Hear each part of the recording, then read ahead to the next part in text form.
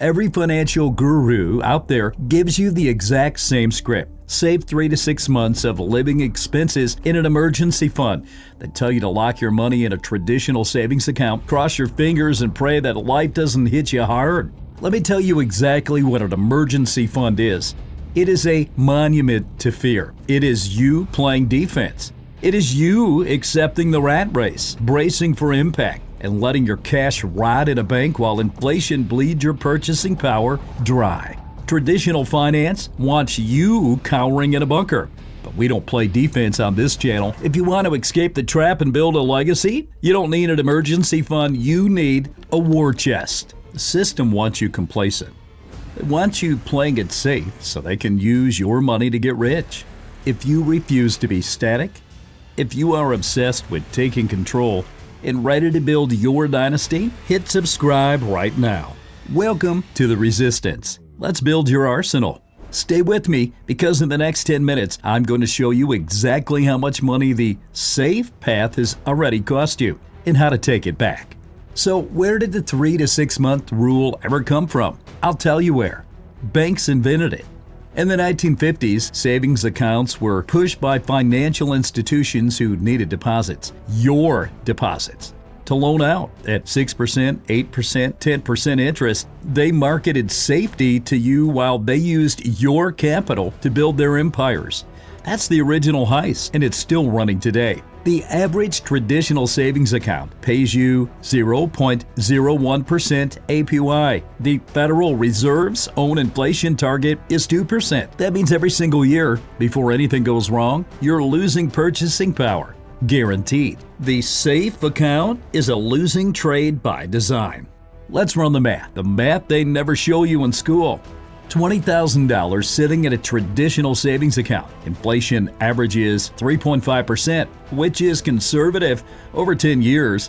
In real purchasing power, that $20,000 is now worth approximately $14,100. You lost nearly $6,000 without spending a dime, without a single mistake, by doing exactly what they told you.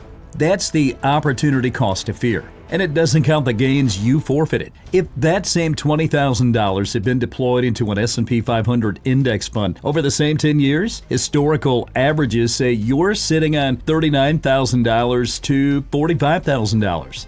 The spread between playing it safe and playing offense on just $20,000 over a decade is roughly $25,000 to $31,000 in lost wealth. Fear is not free. Fear is a price tag, and most people are paying it every single month.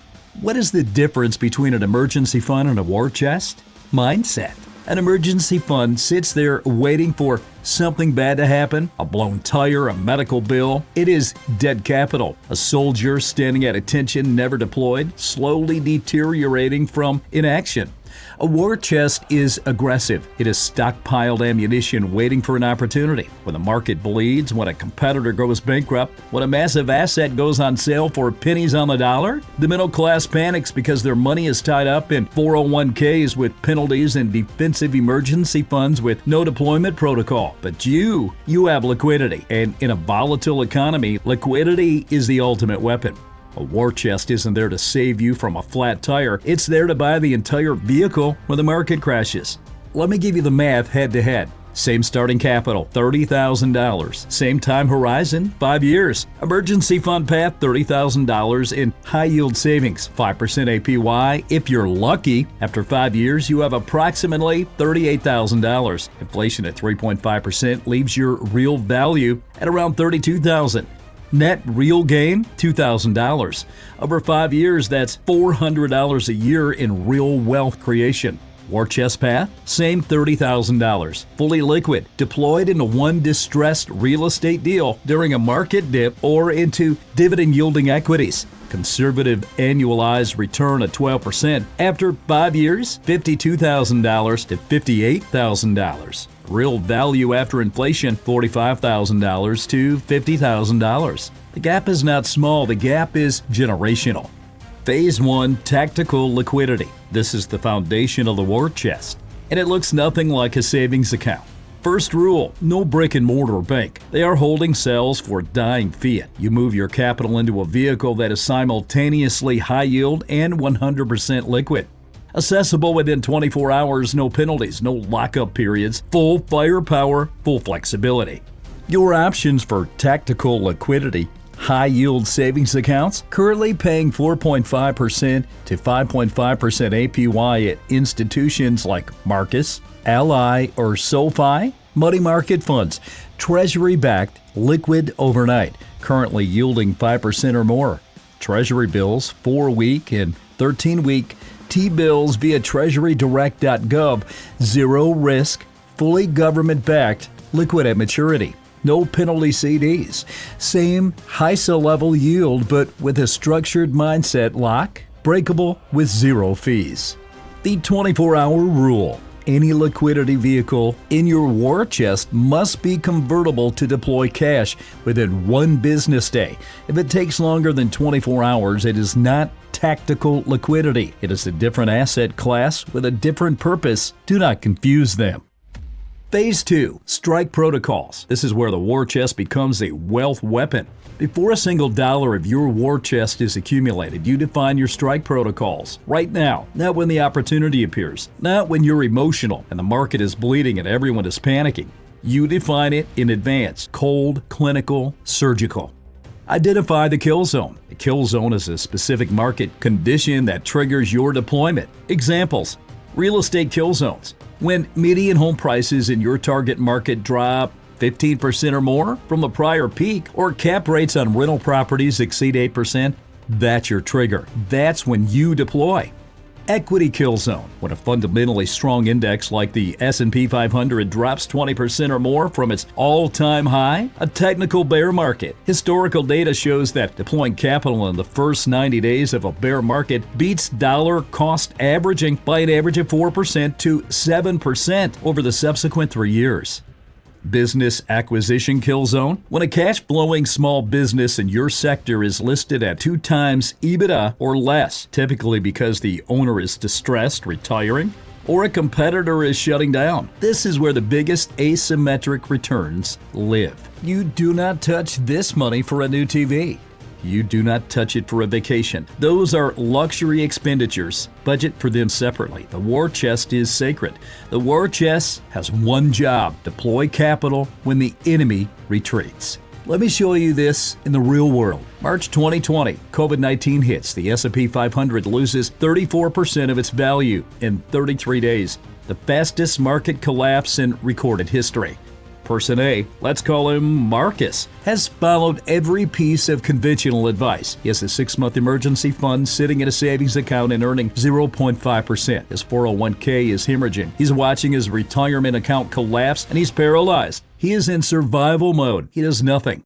Person B, let's call her Daniella, has a war chest. She's been accumulating tactical liquidity for 8 months. She's defined her kill zone. S&P 500 drops 20% or more. March 12, 2020, the index crosses her trigger. She deploys $40,000 into broad index ETFs without hesitation.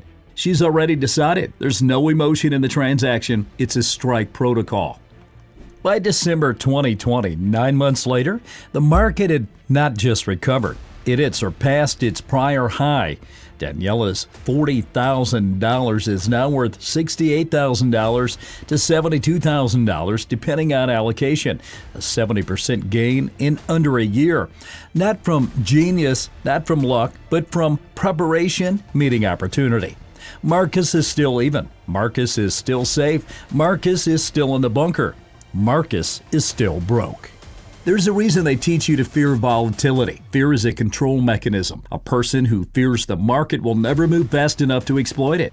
A person who fears debt will never leverage it intelligently. A person who fears losing it all will never build anything worth losing. The war chest philosophy is not recklessness. It is the opposite of recklessness. It is surgical preparation. You are not gambling. You are positioning yourself to execute on opportunities that the fearful will watch from the sidelines.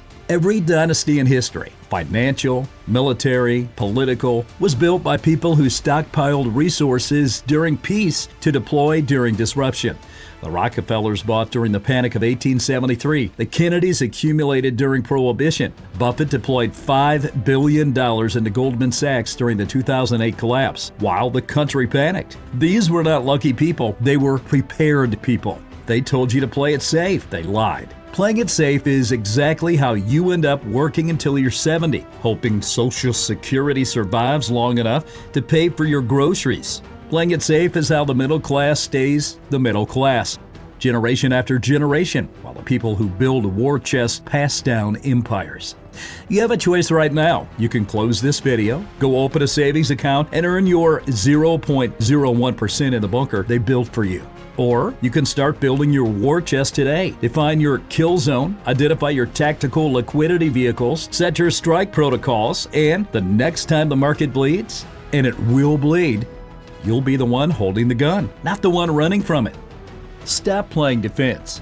Build your war chest. Gather your ammunition.